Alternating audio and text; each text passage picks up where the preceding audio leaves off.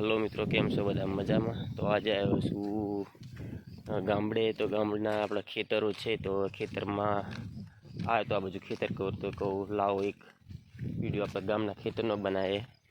તો ગામના ખેતર પર આવ્યો છું, તો આપણે હશે ખેતર તરફ આવી ગયા છે. આ છે આપણા ગામની ખેતી. તો આમાં આપણે એક વર્ષની અંદર ચોમાસું વરસાદ ચાલે છે, તો આની અંદર અત્યારે ધાણ વવાય છે.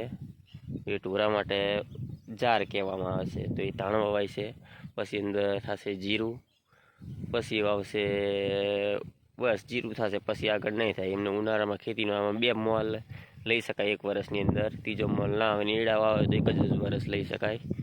તો આપણે આપણા ગામની ખેતીના આપણા ગામની ખેતર છે. આ બધા આપણા ગામના ખેતરો, અને સામે દેખાય આપણું ગામ. આ છે કપા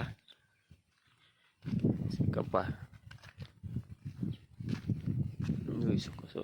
આ છે કપા આપણું છે કે આ છે ખેતરો ગામના, અને ખેતી ચાલી રહી છે એમાં તારે હાલ. તો આપણા ગામની અંદર આ રીતની ખેતી થાય છે. એરડા, જીરું અને જાર વવાય છે. એ પૂરા બનાવીને આપણે વરસાદ ચોમાસામાં ચાલુ હોય તો એને ઢોરાને ખવડાવવા માટે કામ લાગે છે. તો એ રીતનું અત્યારે આ રીતનું વાવેતર અત્યારે કરે છે. દિવાળી પર 11 મહિનાની અંદર જીરું તેવું પણ વવાય છે. તો આપણે જઈએ છે ઘર તરફ. આવી આપણે ઘર તરફ.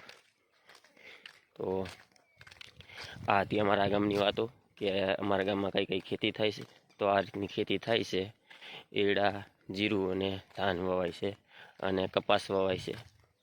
તો આપણે આવી ગયા બહાર, ખેતીની બહાર. તો બાઇક લઈને આવ્યો હતો અહીં ગણ. તો બાઇક બહાર રોડે મૂક્યું હતું. તો હલાય તો પહોંચી ગયો છું, બહાર રોડે આવી ગયો. થોડીક મારી તબિયત 2-3 દિવસથી નરમ હશે, એટલે બહુ વિડીયો બનાવતો નહોતો. એટલે થોડીક તબિયત નરમ હતી, એટલે વિડીયો નહોતો બનાવતો. તો અત્યારે આપણે ખેતીની બહાર આવી ગયા છે. તો અત્યારે તો વાતાવરણ બહુ સરસ ચાલી રહ્યું છે, ચોમાસાનું, અને ઠંડો પવન, અને તાપ પણ નથી. એટલે વાતાવરણ એકદમ ઠંડુ સારું ચાલી રહ્યું છે. અને ગામના બહાર આ રીતે ખેતરની બહાર આવતા રહ્યા. ગામની બહારના ખેતર છે, ખેતરની બહાર આવતા રહ્યા છીએ. તો હાલ તો વરસાદ જેવું અહીં નથી.